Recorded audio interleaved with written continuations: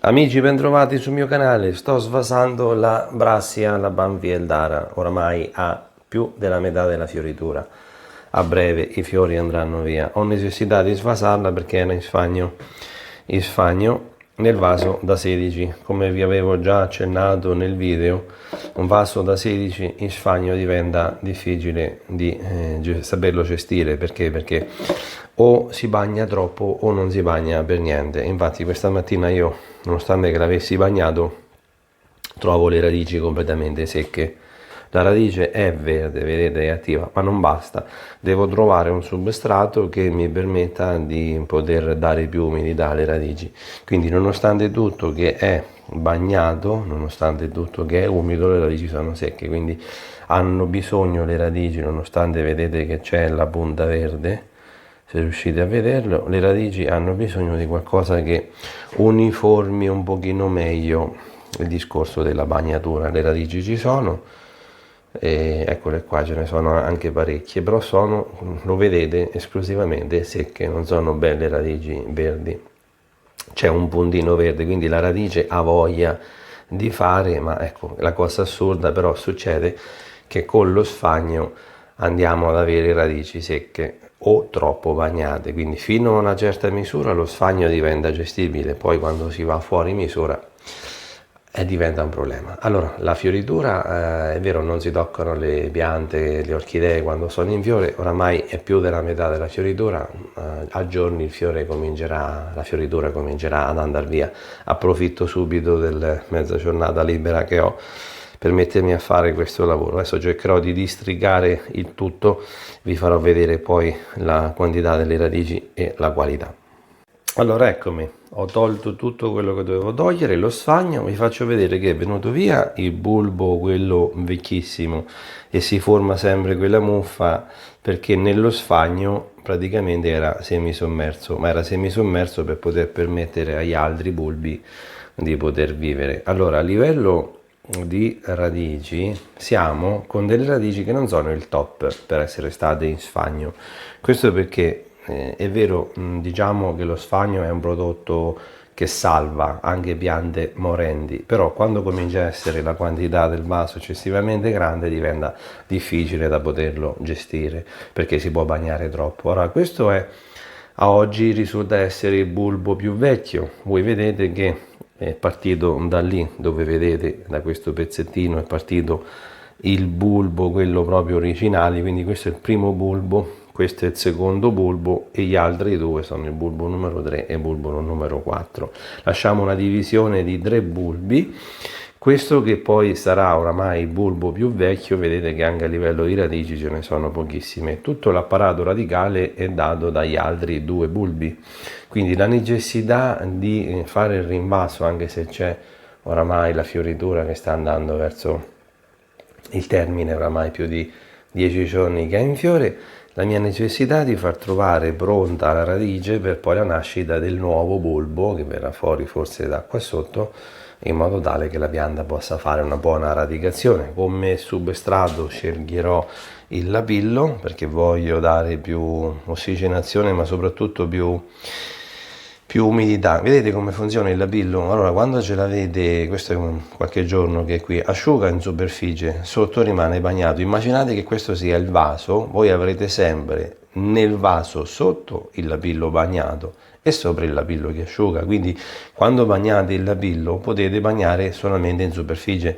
sapendo che in superficie darete acqua a quei sassolini che sono diventati più chiari, quelli sotto rimarranno sempre più umidi, quindi diventa anche facile come gestione. Un altro consiglio che vi do è che il lapillo consideratelo come se fosse barche, cioè trattatelo, utilizzatelo e mettetelo nel vaso come se fosse barche, non avete difficoltà, solo che è diverso come tipo di substrato, nel senso che non si decomporrà mai e non porterà mai a marciume le radici, ovvero sia, se date tantissima acqua anche il lapillo può far marcire le radici, però è di una gestione difficile perché quando è asciutto è chiaro e quando è bagnato è scuro, quindi è molto facile anche a vederlo. Bene, procediamo con il rinvaso in lapillo.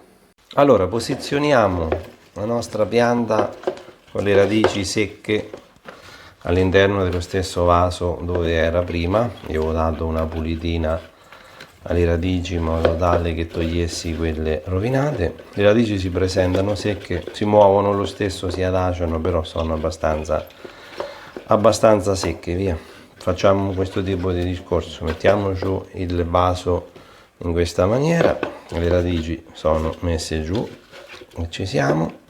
Adesso quando mettete giù il lapillo è semplice, lo prendete, lo mettete giù tipo come se fosse parte. Il lapillo ha varie misure, varie dimensioni e quindi si presterà bene anche al discorso di andare a saturare, a condensare tutti gli spazi. Poi mentre lo mettete giù, esattamente come se fosse barca, non abbiamo accortezze particolari. Una volta che abbiamo messo giù, ogni tanto qualche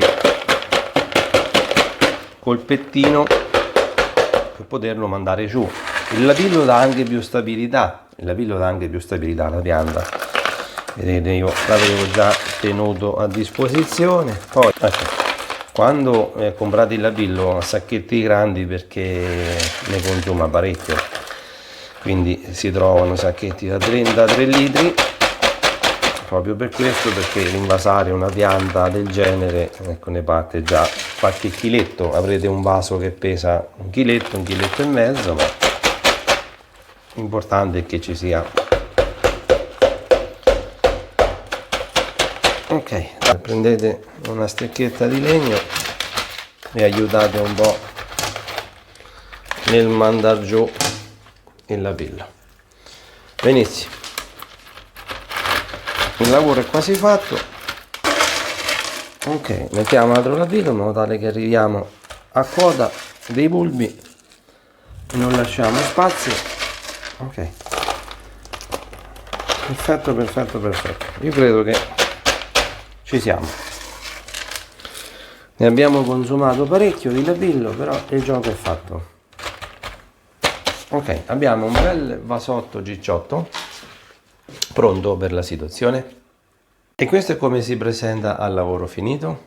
Quindi i giorni prossimi vedrete che avrete dei sassolini soprasciutti, quindi bagnerete quando vedrete la superficie completamente asciutta e sotto avrete sempre il discorso del lapillo bagnato. Allora, ho fatto il lavoro in fioritura perché avevo necessità non tanto di custodirmi il fiore, ma di garantire le radici che stessero bene, perché il dubbio che nel vaso così grande le radici potessero non essere perfette ci poteva essere. Mi ero reso conto dal fatto che queste ricrescite superficiali che aveva fatto avevano le punte verdi e poi si seccavano.